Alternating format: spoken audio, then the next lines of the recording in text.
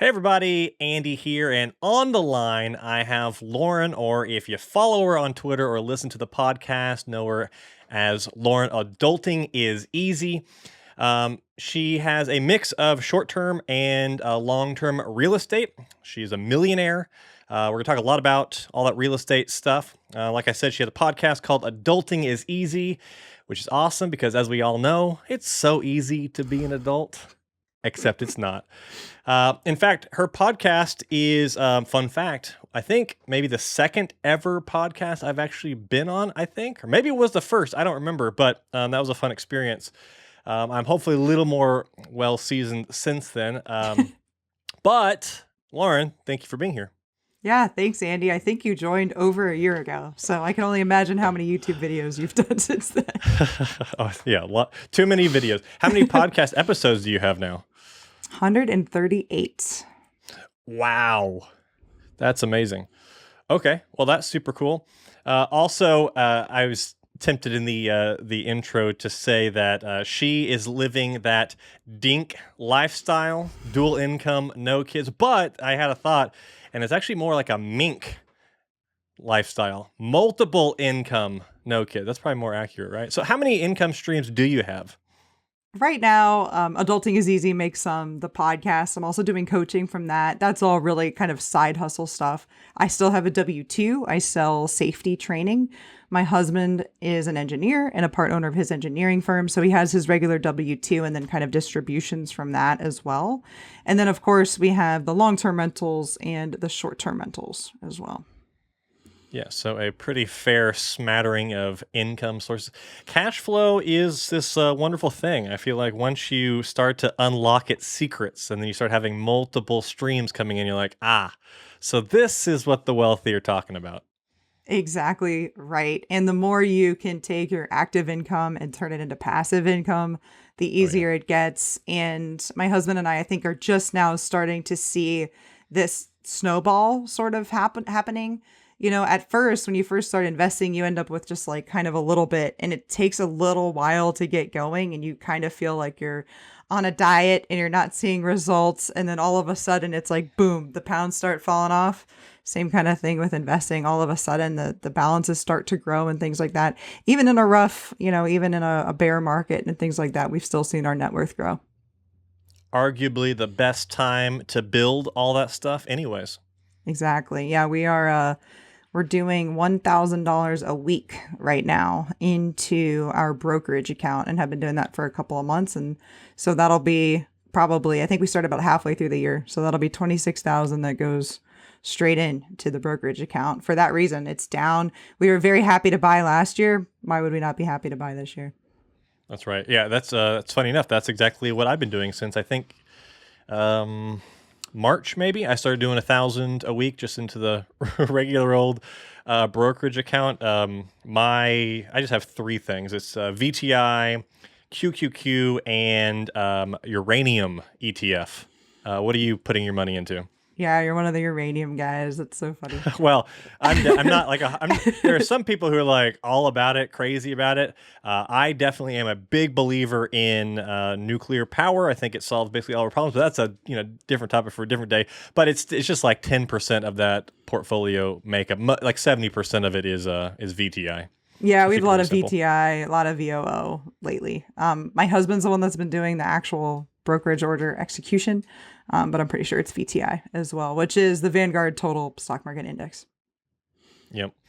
Got to love the Vanguard index and ETFs. So let's talk a little bit.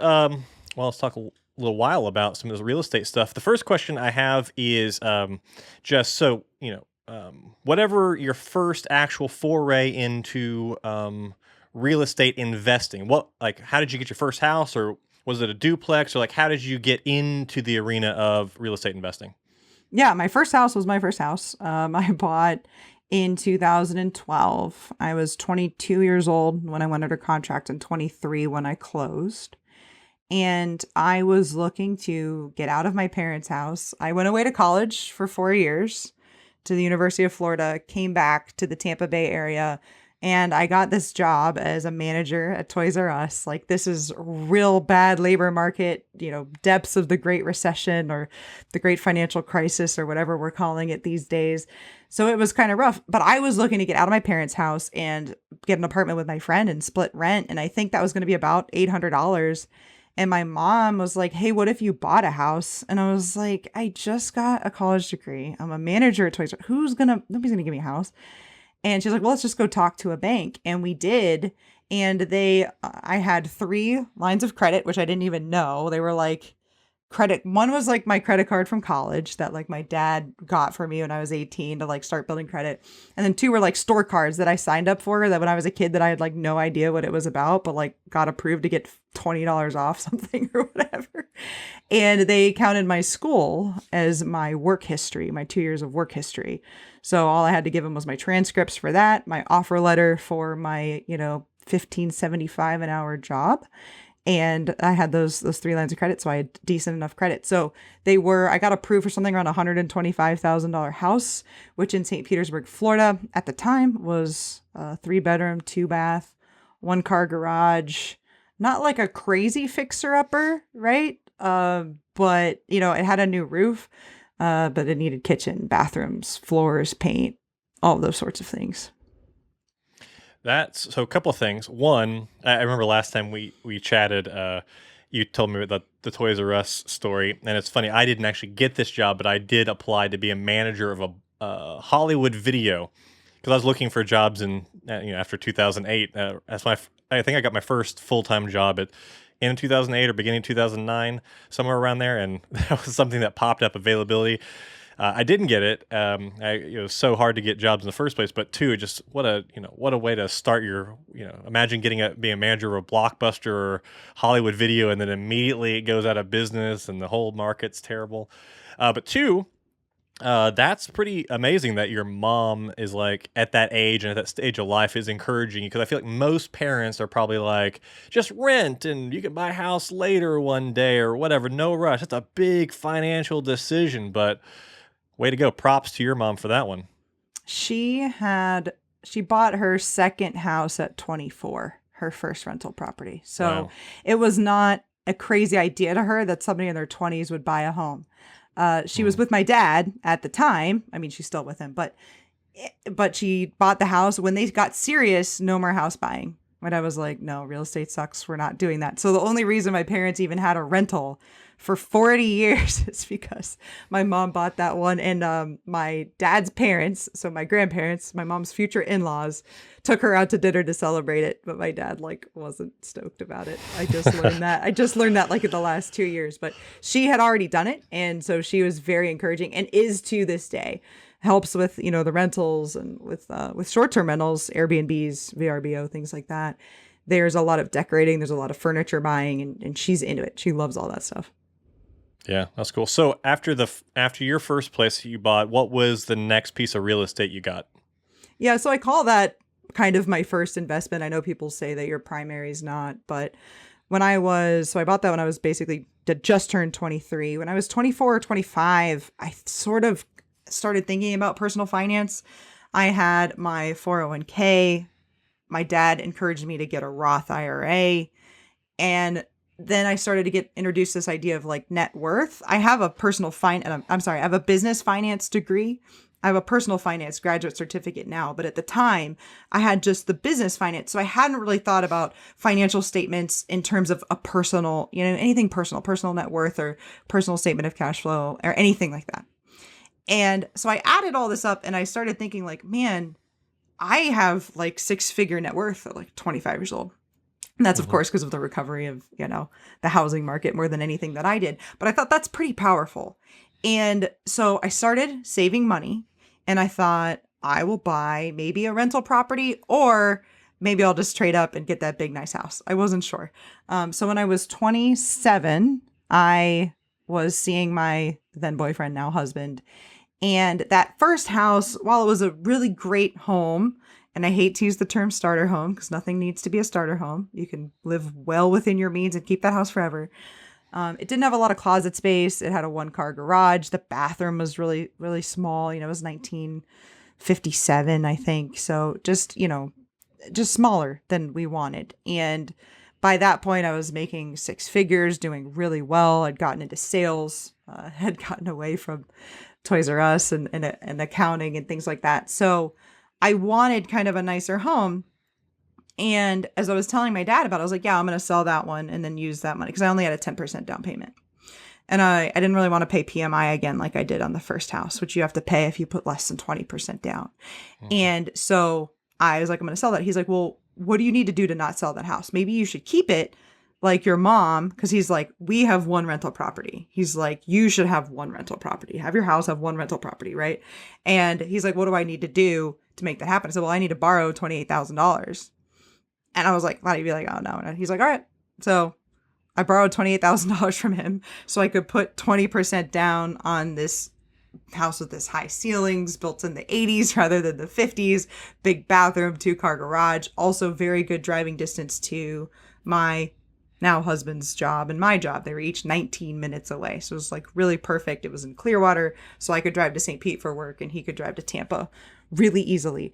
And so I was a landlord then at 27. I bought my second primary and rented out my first one. And then how soon after that did you add the next one? I then sold the first one. So I paid my dad back pretty quickly. Again, I was doing pretty well at the time. And not that I'm not doing well now, but I really killed it in 2018 in sales. So I paid my dad back. And so it was 2019 that I decided there was a lot of equity sitting there. And it was like, I think I had like, say 60 grand maybe. And I'd been making offers on duplexes because I'm like, oh, you do one transaction, you get two places. You get to collect two rents. I had my eyes set kind of on a duplex or a triplex or a quad, but there aren't many of those in St. Pete. So I was like, all right, I'm going to get a duplex. But I was getting beat out by cash offers, left, right, center. I couldn't get my hands on a duplex. And so I was like, all right, I'm going to sell that first house. It was worth about $250. I had bought it for $125. There was a good amount of equity there. So that's actually what I did. In 2019, I sold that first house and I had lived there 2 of the last 5 years. So there were no capital gains taxes. I took that and I paid cash for a duplex. And so instead of collecting $1,400 in rent for the house, I was collecting $1,800 in rent on the duplex. I had no mortgage. So the cash flow was really, really good. And so that's how, the beginning of 2020, I had the primary residence, the dream home, the golf course home, the house I was going to be in forever, which we could talk about how I don't own that house anymore, but in that duplex. Do you look back and go, oh, I did the right thing at the right time. I'm happy I sold that. Or do you wish you still had the house, or like, would you have done that differently in retrospect? Having that house would be great. It's probably worth, I sold it for $239, I think. Something like that. Maybe $225. I don't remember exactly. But it's probably worth $295 now. It's a really good house. We would have really good tenants there, I'm sure. I guess if you could never sell a real estate deal, that's probably the right answer. My dad says that even. Mr. I hate real estate. I don't like toilets. I don't want a job, whatever. Even he says, I wish I never sold anything. I wish I owned every house I ever bought. But in going to that duplex that we actually have sold that duplex now too. We sold that duplex later for a 6-unit apartment building. And so had I kept that first house, I may not have this 6-unit apartment building now. So I went from 1 unit to 2 units to 6. So if I could have it, all things equal, sure. But no, I would go back and I would sell it again. I really feel like single family homes are great, but I wanted to scale quicker than a bunch of single family homes would let me do. Yeah. So that brings me to the next question, which is, where are you now with real estate? Last I looked, it was either 12 or 14 doors. How many are you at now? Yeah, 12. So I am sitting right now in a 1901, what was a bed and breakfast. So this is a main house. It has 2 cottages in the back and it had a mobile home. It was pretty run down when we looked at it. We looked at it on February 16th, 2020. It was the first time we looked at this place. Weird time to be looking at a bed and breakfast, right? Because COVID hadn't happened yet. But by the time we went under contract, nobody could rent this place, right? Like nobody was allowed to travel, which made it really interesting. And it had been on the market. This is kind of mind boggling. It had been on the market for 6 months. It had had like $100,000 worth of price cuts. It was listed on the income section of the MLS, not the kind of regular residential section of the MLS. And it had no address on it. So it was kind of hard to find. It had no sign outside, anything like that. So I think a lot of people didn't know about it. It wasn't on Zillow or anything. So that really worked out for us, I think. But it needed a lot of work. And we ended up, God, we did so much to it. But so anyways, so this is a 3-bedroom, 2.5 bath home. We spend most of our time here. And then we have the 2 cottages in the back that are on Airbnb and VRBO. And then we switched out the mobile home for a camper, which we rent out as well. I mentioned the 6 unit. That's the most recent thing we bought. We bought that in December of 2021. We did a 1031 exchange of that duplex I owned outright. And the seller financed that 6 unit to us at a 5% interest rate. So we're leveraged at what is now a low interest rate, which we're happy about. In between, on this bed and breakfast, we put about $175,000 into it. It needed a roof. It needed structural repairs. It needed a kitchen. It needed floors. It needed work done in the master bathroom. The back 2 units needed a lot of work, but the yard, oh my gosh, we put $30,000 into this yard. It's really beautiful, tropical, lush. We thought that Airbnb guests would really want to have that tropical Florida feel back there. So we did all of that work in 2020. In January 2021, we did a cash out refi of this place. We actually took our interest rate from 3.65 to 2.99 when we did that, got $100,000 out, and we bought another duplex, which is a waterfront duplex, in June 2021. So we have 3 properties. This is the bed and breakfast. This mortgage we got in January 2021. We got the duplex. We got that mortgage in June of 2021. And the 6-unit apartment building, bought that, got that mortgage in December of 2021. So wild thinking about sub 3% interest rates right now when we're over 7% on mortgages now? Is that what it is? Yeah. Whew. Times changed quick. I know that. So that was last year. All 3 of those, right? 2.99, 3.25, and 5% are our mortgages. And I have $1 million in mortgages, and I'm very happy about it. So what about some just general thoughts between like a traditional residential like single family home and then like your 6 apartment building, 6-unit apartment building? There's a big difference in the financing. So we did have the seller finance to us, which means he owned it outright and I pay him mortgage checks every month. The insurance and the taxes are not escrowed.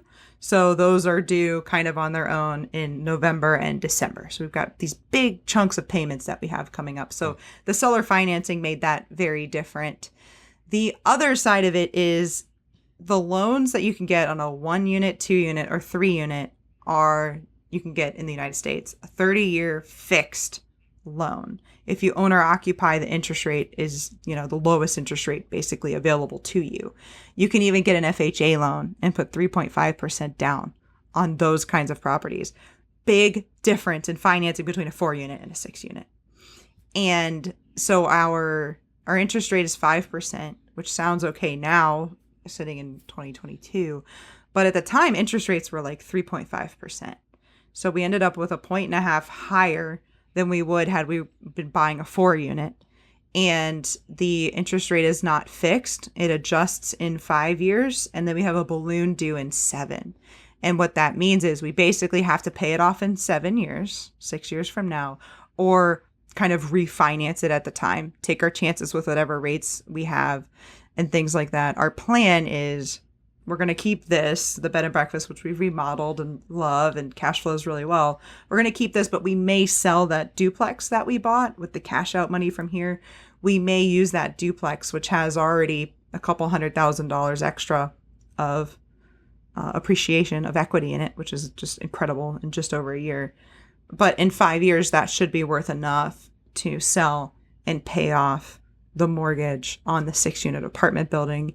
And then that thing, especially if we have all short-term rentals there, will cash flow around $100,000, maybe more. So what's the motivation, the person you bought this 6-unit from, what is their motivation to, one, sell it if they can, cash flow with it, and then two, to do seller financing? They just want out. They're tired of dealing with it. Like what people typically, why do they transition out of these things? So this guy was older, and his partner is even like older than him. So I think they're both like in their 80s. And I think the one partner really is the one that wanted out. I don't think that he really wanted to sell or finance it. But what's interesting about this building is it's like 16 feet high, but flood insurance is required. And that scares some buyers away. And these guys, as the mortgagers, don't require flood insurance. I have flood insurance. Okay. But I don't have to have it. I think they were having some issues with that. They were also having issues selling it in general. So it's on a very small island where 700 people live. Very small island in Florida.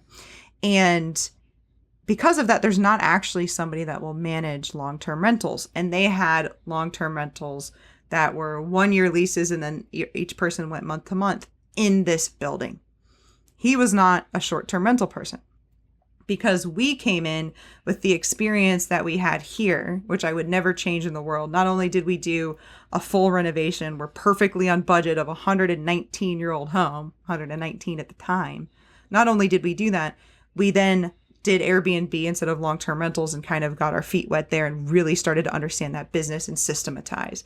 So we're coming in with this idea. I don't care that there's nobody that can manage a long-term rental for me.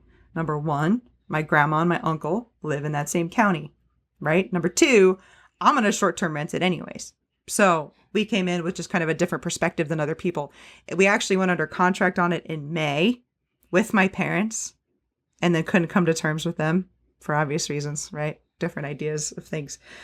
So then that's why we sold that other duplex, the other one that I mentioned, to buy it. So it was still in the market in September when we renegotiated again to get back under contract and do the contingent sale, the 1031 exchange, and the seller financing. So that's kind of a roundabout way to say it's an interesting property for the area. It's the only apartment building really on the island at all. It's long-term rentals. They didn't have anybody to do that. People were coming from out of state and making offers, but they knew they didn't have anybody to manage it. And I don't know that many people thought of it as a short-term rental. I think people saw it as a long-term rental because that's kind of what it had always been, or had been for a very long time.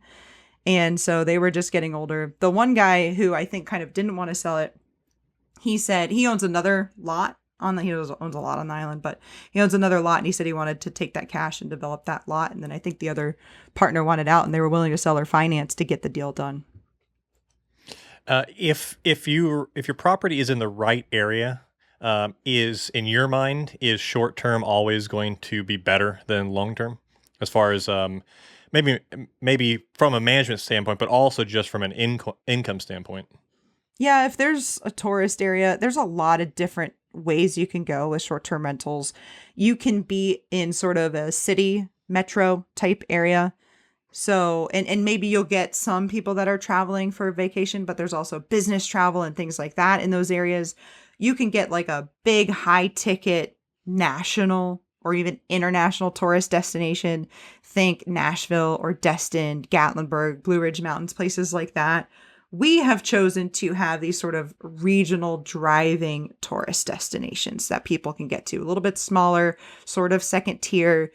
But because of that, yes, I think that the short-term rentals, if you are in the right area, it's going to be a better financial decision, from a cash flow perspective. It's a lot more work. It's a lot different work as well. And I will say that in that 6-unit apartment building, we penciled it out all as short-term rentals, but we did only keep 3 of those as short-term rentals.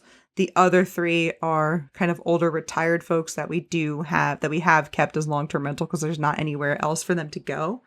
But eventually the vision will be to kind of have that as all short-term rental. And then our duplex that's on the water that we bought in mid 2021, it's half long-term, half short-term for the same reason. We just kept the guy that was already there. So we do, even within our tourist destinations, we have both. And I promise you, yes, absolutely, we make more money on the short term half of the buildings than the long term half.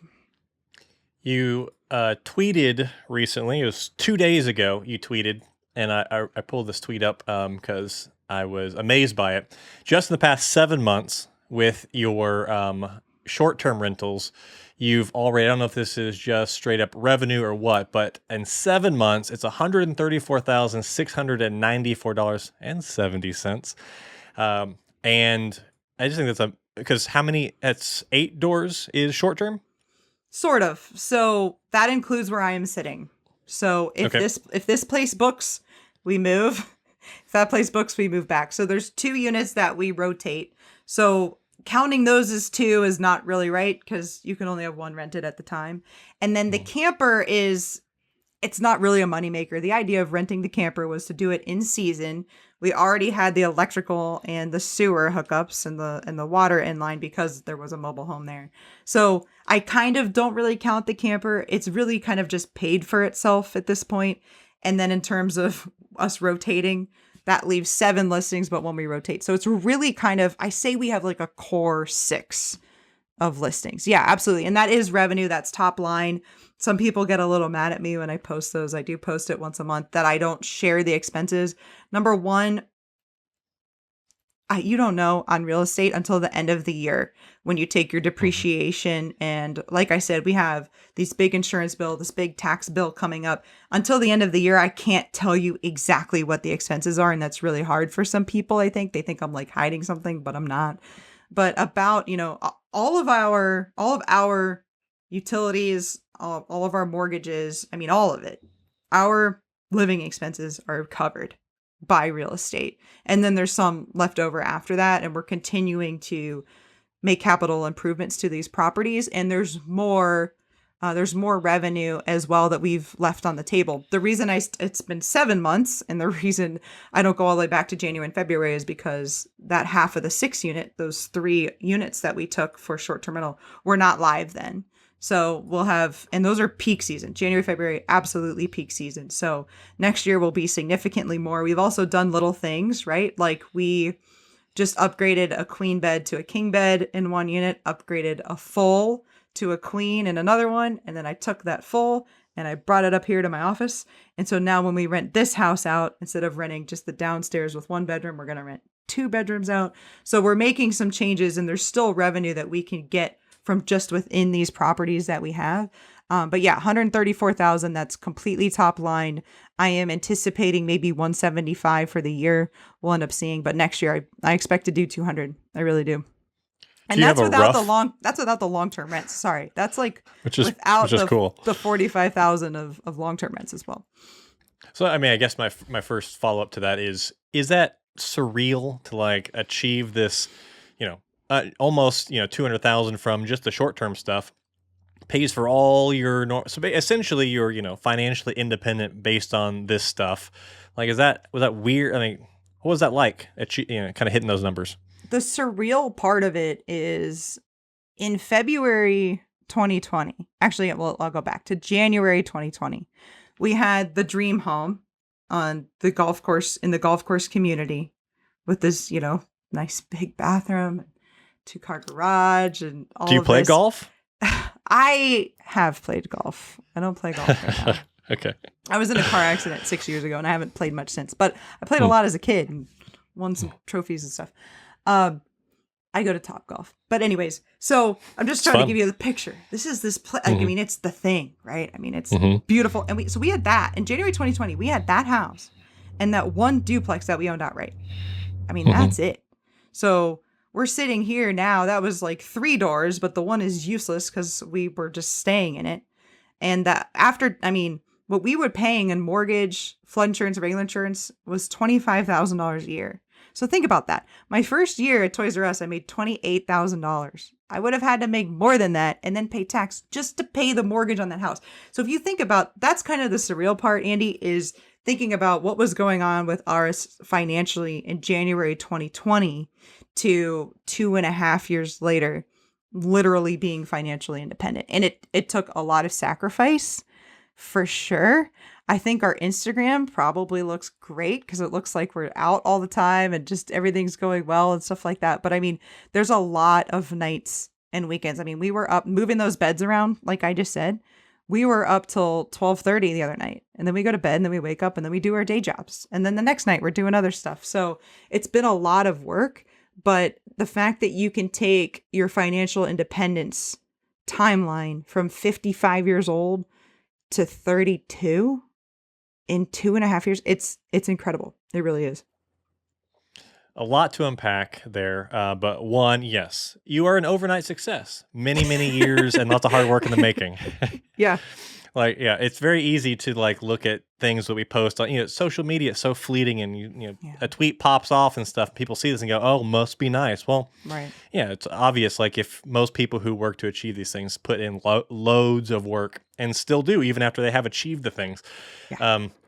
But yeah, I can certainly attest to you talking about your Toys R Us story. My first job, full time job out of college, paid me $23,000 per year, and now a long time later, and a lot of hard work later, I make multiples of that in a month. Right. So it's it's like, but that didn't happen in a day or whatever. It happened many years and over time and gradually, and just like I think you very aptly described it, and a lot of people do, as a snowball. It's like you just keep adding to it, and it gets bigger and bigger.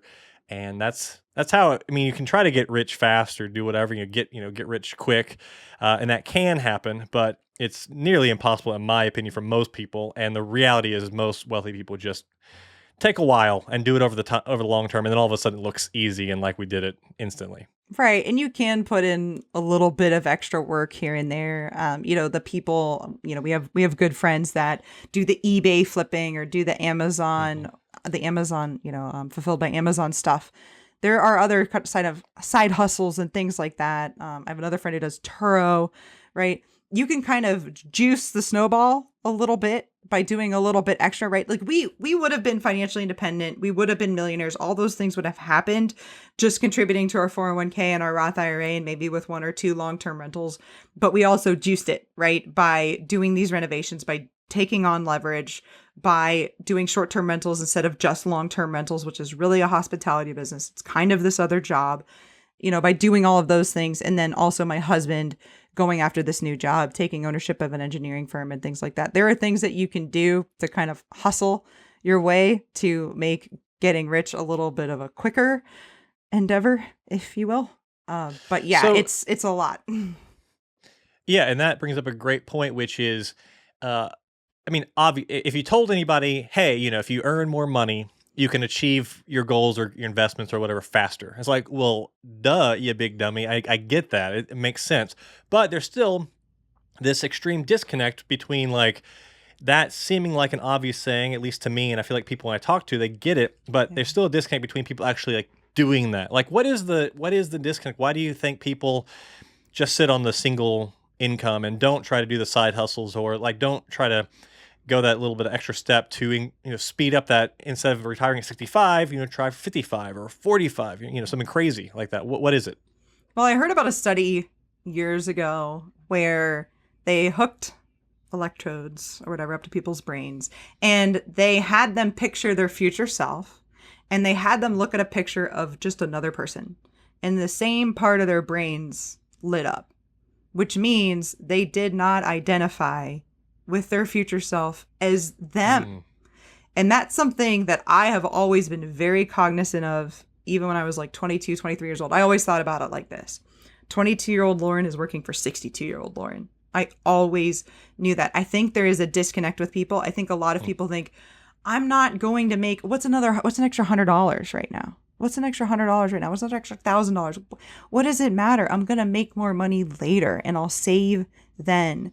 And I think what people don't understand is how you are treating money when you're making $30,000 is probably very similar to how you're going to be treating money when you're making $130,000 or $330,000. There are people that are paycheck to paycheck that make $250,000 a year.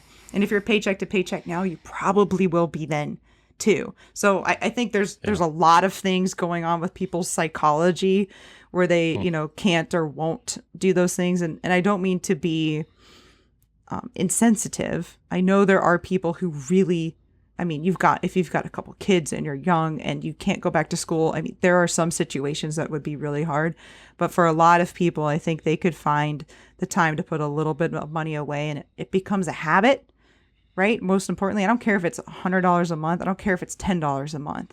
You get in the habit of there being money that you don't spend. That's really what you need to get started, and it will snowball, and you will hit financial independence eventually. That's a fascinating insight, that study. Do you remember what the study was called or where it was done? I don't. I'll have to look that up. That's fascinating. Yeah, I can. Yeah, because when I think about me imagining humans inherently we're present creatures, but we do live with this idea of the future is going to be better, and I'll do those things later. But later comes and goes, and we never do those things. That's just how we operate as people. But yeah, it's true. It's like when I think about future Andy, I picture all the things that I want, but I feel like they're me. That's just I'm not quite there yet, but I'm doing things now. So I can see how, if it's kind of built into us, where you view future you as a different person. It's not even me. It's like that's a pretty extreme psychological disconnect that you have to I guess fix and work on first. Yeah, that's fascinating. So I want to circle back to the circle back. Ooh. Corporate Andy, look at that. Can we just touch base real quick? Circle back. Are there synergies? Do we have bandwidth? Yeah. Should we take this offline? Get it out of my head. Well, that's something else I do want to talk about is the 9 to 5, which we're talking about in just one second. But before we get away from the real estate completely, you're on Twitter and you do podcasts. You do various things online. You talk about being a landlord. You talk about having, ownership of properties and stuff. So inevitably, you get people who say landlords are evil. They don't do anything. They're just the scum of society. They're the leeches. How do you respond to? What's your approach to dealing with that type of stuff? Yeah, I got a straight F you the other day. Just that was it. Thanks, internet. Yeah. There are bad landlords, sure. Yeah. There are landlords that juice the rent more than they need to, that don't make repairs, that don't provide a good place to live, that don't respect landlord-tenant law, of course. I am not that person. I don't think I am. My tenant cracked me up. I think it was yesterday. He said, "You guys are decent landlords." I'm like, okay, I'll take that. He's a little unhappy because we're raising rents a little bit, right? Kind of a reasonable amount.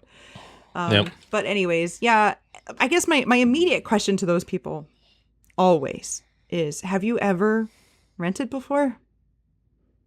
Were you glad there was a place for you to go and rent when you didn't have the down payment, or you didn't have the credit, or you weren't going to be somewhere for a very long time? I bet you were. So that's my first thing. And also I think about this too. I have a tenant who has been late on rent 2 months in a row. One, he was in the hospital, and the last one, the mail was delayed because of Hurricane Ian. And I didn't charge him a late fee. If you are in a big complex, a big apartment building, or this big corporate environment, somebody probably would have. So I think in some ways, people should be grateful that it is sort of like a mom and pop, like a real person who is renting to you, and a real person that you can call and talk to about your rent increase or about a maintenance issue or things like that. So it is hard to hear that. And it's also very weird to hear people say that it's not a job, and also, I've replaced, 3 roofs, 1, 2, 3, 4 roofs in the last couple of years. I've replaced a handful of ACs. Do you want to do that? Do you have the cash to do that? So there are, believe me when I tell you, there are some days where I wish that I was just renting and something broke and I didn't have to do anything about it, right? I mean, just today, a toilet seat popped off and I have to call my handyman / uncle to go over there tomorrow and do it. And then I have to pay for that toilet seat. I have to pay for him to do that. That's not a call that I like having. There's definitely work to it. I mean, how many renters were up moving beds around and my husband was replacing a door and I was patching holes and painting, and how many people were doing that until 12:30 on a work night the other night? So it's hard because I know that I'm literally not a bad person. I don't really like hearing it, but it just is what it is. I think in some ways also, I think people, they just don't identify with you. They don't see how they could ever have enough money to buy one place, never mind two or three or four. And I think hating what you can't have or don't have or won't have is easier in some ways than looking in the mirror and thinking, could I have done what Lauren did and be where she is if I would have hustled really hard? And I want to acknowledge my privilege. I was able to borrow $28,000 from my dad, right? I'm also like white and blonde and I have green eyes. Like, there's probably some things that have come easier to me than they would for other people, but there was a lot of hard work too that I'd be willing to bet the person that said F you to me hasn't done in the last 5 years. Yeah. So yeah, I feel like you can say those things about just about anything. And in fact, I've had plenty of my share of comments of, "Oh, you just throw videos up on YouTube and there's nothing to it. It's not a real job or whatever." I'm like, okay, yeah. It's just people, it's just ignorance of not understanding what goes into something or how much work goes into it. Or like you said, I think there is a fair amount of like, I can't see myself being able to do those things or spend that kind of money or take your pick. Yeah. So on that topic, I think that's an interesting segue to like talk about, obviously you have all of these doors now and you have this cash flow now and this is all great and stuff, but there's a lot of work and a lot of sacrifice and a lot of stuff leading up to that. What if you are the person listening to this and you have just a 9 to 5 job, one single source of income, but you're listening to Lauren speak and you're like, ooh, I like this whole like having real like assets, having these properties, having lands, not making any new land. It's like here to stay, and having this cash flow. I want to get into it. How do you go from single 9 to 5 income to buying your first real estate rental property? The thing that I always tell everyone is pretend you make 20% less than you do. And then set yourself up the same way everyone else in America would making what you make. So for example, let's say that you make $60,000, right? 20% of that is $12,000. So we're going to pretend you make $12,000 less. So we're going to pretend you make $48,000. And then you set your life up the same way somebody does that makes $48,000. And trust me, there are people out there that do, right? Rent in such a way that like as if you make $48,000, have the same kind of car that somebody that makes $48,000 should have, etc., right? You do that and you save/invest that other $12,000, get your emergency fund in place, pay off your bad debt, student loans, depending on the interest rate, can be good or bad debt in my opinion. There's a little nuance there, but invest that $12,000 separately. Or just save it, and you will have enough to at least buy your first place like I did. And something I didn't mention, Andy, when I bought that first house, I rented out a room too to one of my friends. So my mortgage payment, my rent would have been $800 in an apartment. My mortgage payment was $725, and a guy was paying me $500 to live in a spare room, right? Do that or buy a duplex. You only need to, you can for a first-time home buyer, my brother just did this for a single family home. You can put 3% down and get a conventional loan, or FHA loans are 3.5% down. Buy a home, rent a bedroom out, buy a duplex, rent the other side out, buy a quad if you can. That's like the holy grail. Buy a quad and rent 3 of them out, right? And then you can cross out. That's called house hacking. You can get rid of even more of your expenses. So all of a sudden you're making 60, but you're spending what somebody that makes 30 or 20 would, right? It's just incredible. And then that's how you start your snowball. It's not only pretending you make less so that you can save more, but also then if you want to take it to the next level, buy a place and house hack. And the sky is the limit from there. If you look at your budget, I'd be shocked if that number one item wasn't your housing payment. It wasn't your rent or it wasn't your mortgage. And you're looking at it like I was in January 2020, making $150,000 a year, dating someone making almost $100,000 a year. And all you could do was retire at 55 years old because of that number one line item on that budget, because of that $25,000 a year that I was spending on that house. It is gone. It is gone. In 2 years, I don't have a mortgage or a utility payment because my real estate does it for me and I work in it half an hour a day.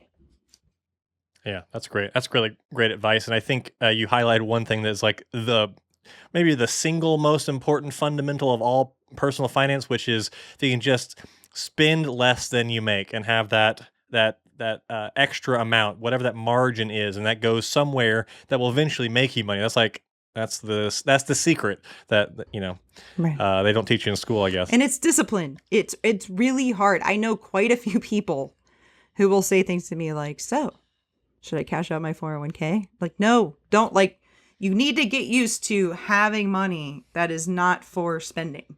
It Hmm. sounds like silly, but some people, I don't care what you got to do with it. Put it in a bank account, forget the password. I mean, do what you got to do. I mean, probably don't really do that, but like, keep it somewhere where you don't have access to it. Have an accountability partner. Tell your significant other about it. Tell your sister about it. Tell your mom about it. Do whatever you got to do. But you need to be comfortable with there being money somewhere that you don't spend. Yep. And I think should I cash out my 401k to go do this, or should I cash out my Roth IRA to do this? I think that is people wanting that quick answer to get that thing now. They say, oh, okay. So, kudos, you got the idea that investing is a good thing. Yeah, And maybe this particular thing is a good thing, but you're going about it in a very quick way. Because on my end of the spectrum, it's the crypto thing. It's of should course. I Yeah. should I take money out of my house to put into crypto? Should I cash out my 401k or my Roth IRA to put into crypto? Should I go get a personal loan to buy crypto? And I'm just like, red flags, red flags. Do not do these things because you're bypassing the most important lesson, which is you have to learn how to spend less than you make, save money aside to then do those things. If you're just trying to figure out where to grab the money quickly, you're not going to learn a lesson. It's going to end in disaster almost certainly. Yeah, there's a whole fundamental lesson to be learned there. Yeah. And just so people know, I do have like 401k, Roth IRA. I do have a brokerage account. Not everything. I don't have everything in real estate. I have maybe 50 to 60% of our net worth is real estate. Just FYI, we have not gone full bore into any particular direction. And I'm equally as reasonable. I have 60% of my net worth in crypto. So, very reasonable stuff going on here. Not volatile at all. Those two, that is not apples to apples whatsoever. So also on this topic of like newbies getting into like real estate investing, what are maybe one or two of like the top mistakes that you've made looking back and you say, hey, stay away from that? Maybe you even just covered one. Mistakes that I have made. You know, I think I was on the right track when I wanted to sell my first home after I bought my second and get into a duplex. I think that was the right idea. I bought in a really bad area, like a D neighborhood. Very bad. That's D out of D. That's A, B, C, D. Those are all the classes of neighborhoods there are, okay? There was a murder on the street when I was under contract, and there was a murder on the street the following year, okay? Bad, bad, bad. I also owned this, unfortunately, during COVID when there was a moratorium on evictions, ended up with a squatter, finally replaced that person, then that person didn't pay. I had a property manager because I didn't even want to drive there, right? So that was looking back. Now, I took that equity, I got the 6 unit and everything that I said before, but I would stay away from class D neighborhoods for sure. Another big mistake that I don't know that I've made like huge mistakes, thank God, but I've been wrong in my quote unquote underwriting. Like when I underwrote this house, it's again built in 1901. I underwrote it like it was the square footage of a 1980s block home for utilities.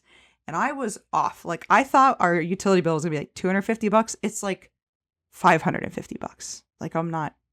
I'm not kidding you. So, that's another thing that I would generally say is double and triple check your numbers and really gut check it. On the bright side, I was also wrong on the revenue. I was too conservative on the revenue. So we do make enough to make up for my mistake in the underwriting on the utilities.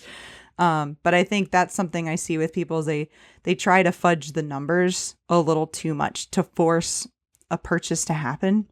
And so, be careful of that, but don't be so conservative in your numbers that you talk yourself out of it either. Hmm, that's good. Yeah, it's funny you talk about the neighborhood thing. I think we did that, but we managed to, I guess, do it and maybe accidentally did it right. But our neighborhood when we first moved here, a little over a decade, 11 years ago, There was a drive-by shooting next to our house. There was prostitution, drug use, whatever. We had lots of people who were like, don't buy a house over there. But it's right next to downtown. We're 1 mile from downtown Austin, and our house in the past decade has 4x'd in value. Yep. And the whole neighborhood has completely changed. It's kind of wild. We live next to, multiple $1 million homes now, which is very wild. Our house is a very small bungalow. Well, that's So, what we yeah. thought. Our duplex is like right next to Tropicana Field. I mean, almost walking distance to it, like which is where the Rays play baseball in St. Petersburg. We meant to stick that sucker out and see what happened, like you did. COVID really beat us down. The moratorium on evictions and Yeah. that the fact that somebody who's not on the lease can change the locks and never let you in and things like that. That was too much for us. Yeah. But yeah, I mean, I know landlords that they will not buy a place that they wouldn't live in. I'm not saying you go that far. But yeah, I would, I don't know. It worked out for you. So that's good. Yeah, I think I'm in the minority. I think we lucked out a fair amount. We had some like inklings of insight and stuff, but you never know. And I think your advice is probably the better advice to take. So on that topic, I am curious. We live in this small bungalow, but we are in prime short-term rental territory here.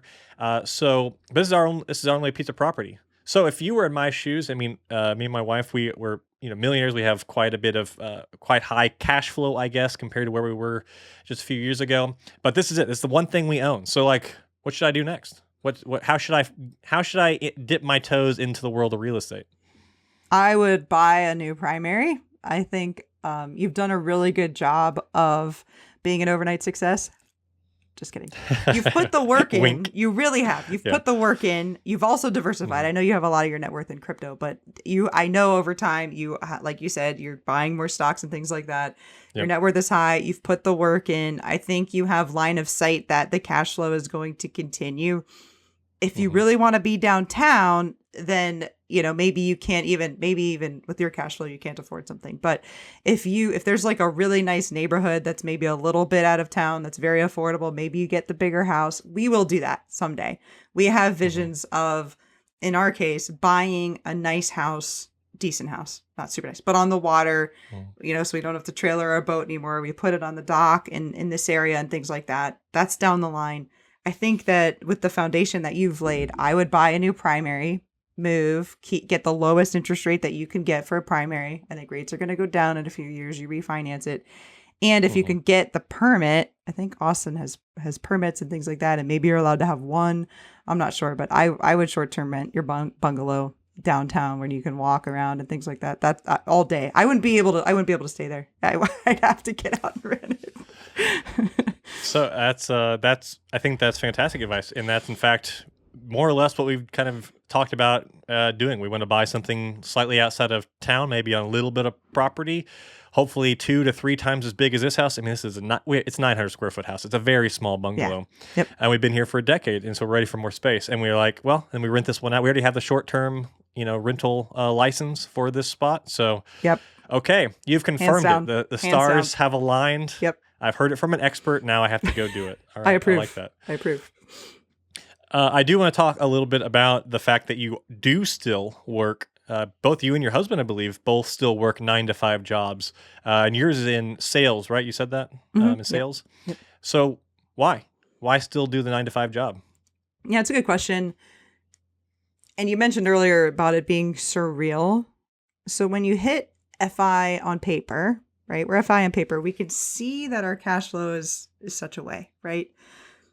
However, in practice, with some of the capital improvements and things like that we need to make to the real estate, we also are very heavy in our retirement accounts. I think we maybe have, $350,000 in our retirement accounts and like 70 in our brokerage, right? So what we're trying to do is build up some cash so that we have a really solid emergency fund.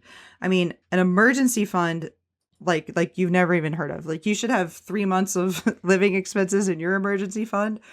I need to have 10 air conditionings and 2 roofs or whatever of money in an emergency fund for me. to be safe, to feel safe and to feel comfortable leaving my job. So that's what we're doing right now. My husband's doing the $1,000 a week into the brokerage to pound that. I am building up cash. I would like to have $100,000 in cash. I've got about 50 right now to leave my job. So that's where we're at. When I leave, my husband will maybe work part-time for a while to keep our, pay our health insurance. He's also a partner in his firm and he's really passionate about the business. We don't know when that exit will be. So that's why we're working. It's really just to really firm things up. I mean, and if we were still in bull market territory, if the market wasn't down as much as it is and everybody was a little more bullish and things like that, I don't know how we'd feel. But I told you, I started my career in 2012. So my entire adult life until this year was basically bull market. It seemed like a logical thing to work my way through a recession, Uh-huh. Yeah. Are we in a bear market? Is this not a bull market anymore? I hadn't noticed. Sure. Yeah, crypto's up too. Yeah. Uh-huh. Yeah. Crypto is everything's taking the beating. That's interesting insight. That's another thing too, kind of going back to that, landlords or evil kind of thing that I think a lot of people miss. If you are like an ethical person who has a good like moral sense and you are someone who owns a bunch of houses with a bunch of people in them, then you have this responsibility that, you as a single renter, you rent a single apartment or something, you just simply don't have. As someone who owns all these things, it seems a little overwhelming sometimes if I think about, like all these roofs and air conditioning units and like you have to have capital ready to go because if in Florida, you have to have air conditioning and like refrigerators and roofs and all these things and you got those crazy hurricanes and stuff, that's a lot of responsibility. Yeah, and the insurance is nuts. We've had, I think, a 40% increase in insurance in the last 2 years. And after Ian, that Ian was the fifth worst storm to ever hit Florida. So we're gonna get hammered again. And I think that's stuff that people don't understand. Our 6-unit apartment building, the taxes and insurance, which are due in the next 2 months, is $25,000 for the taxes and insurance on that building. Yep. So, and there's only one roof because it's one building, which is nice, but it's 6 ACs. And I'm not kidding. 10 is the number. Our duplex has 3. This upstairs has 1. And that apartment building has 6. And they're all going to go in the next couple of years. That's not an exaggeration. We need money for 10 ACs. Wow. That's crazy. Yeah. So with this whole, you've got all this cash flow and you have this kind of idea of what you need to do if you were going to exit the 9-to-5 thing. Do you have a timeline for that? Do you have an idea when that might be in the future? I don't know. I don't think my boss listens to this, but I don't know. Oh yeah, that's the other thing too. Yeah, I guess listening in. Yeah. Well, I think you're going about it in a very reasonable way, and I think anyone listening or not listening would have to agree at some point. Transitions have to be made in life. Yep. So you did talk about this. I'm going to close out with a couple last final questions, but you did talk about this. Obviously, the biggest thing is the real estate part of the portfolio, but you do have all the stock stuff. But we have talked briefly in the past. You do have some crypto, yes? It was like this, and now it's like that. Yeah, I have a little bit. I think at the peak we had $10,000 worth. So it's probably like 5 now, if that. So does this current market, does it reinforce any beliefs or thoughts you have or had about crypto, or has it opened up a possibility of thinking you might invest a little bit more into that area? It's something that we've talked about. We're obviously DCAing heavily into the stock market right now. My husband has talked about, depending on what we do with my job situation, adding some dollar cost averaging into crypto. The thing that has, though, been reinforced for me with crypto is it's very correlated to other things, more correlated than I thought it would be. Mm-hmm. It's not, I don't think it's an inflation hedge, and it seems to be very correlated with like tech stocks and in the stock. When the stock market goes down, crypto goes down, so I don't know. I feel terrible saying this to you because you're like the crypto king, but it seems it's more correlated with things than I thought it was originally. Yeah, I'm certainly not someone who will argue with anybody that it's a completely uncorrelated asset. I do have a belief that it will be one day. I think it's currently less than $1 trillion market cap for all of crypto. So it's like it can't be, even if it wanted to be. It's just too tiny. Yeah. One day, I think it will be. As far as an inflation hedge, I guess it depends on what your view of that is. Like Bitcoin, for example, has it beat inflation every year since its inception over the average? Oh yeah, by a huge margin. But year to year, clearly like this year, it's down 60% or something. So that's, if you bought it just this year for an inflation hedge, well, then you're in for a surprise. So yeah, I just think it's early with a lot of that stuff. That's usually my answer with those things. And I'm just a long-term thinker when it comes to that stuff, as I'm sure you are with all the things you're invested in. You have to be. Yep, absolutely. So last two questions I have for you. One, as I talk to you on my podcast, I'm was curious to talk to somebody who is a much more experienced podcaster. Like, why did you start doing this whole podcast thing? Like, what was the appeal? It is the most basic thing in the world, and it's a little embarrassing to say it out loud, but I will for you, Andy. I have I have like a deep voice for a girl, and I thought it would be really good for podcasting. I know that sounds kind of silly to say that out loud, but I've listened to some podcasts of girls and like it's kind of shrieky in my ear. And so I thought, you know what, maybe I can break up some of the male voices that are in the personal finance space with a female voice that's a little bit deep. Sounds silly.